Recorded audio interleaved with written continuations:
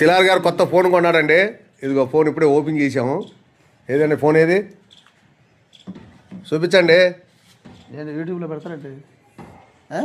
Phone ఇదేనండి, Oppo కొన్నాడు.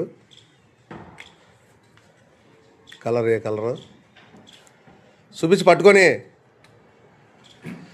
సరిగ్గా చూపించి. నాకు భాషా గారు ఇప్పించారు, నేను కొనలేదు.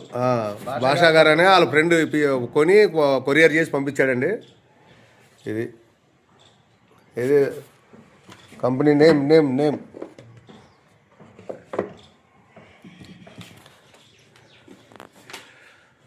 చక్కగా చూడండి. తల పైకెత్తప్ప అది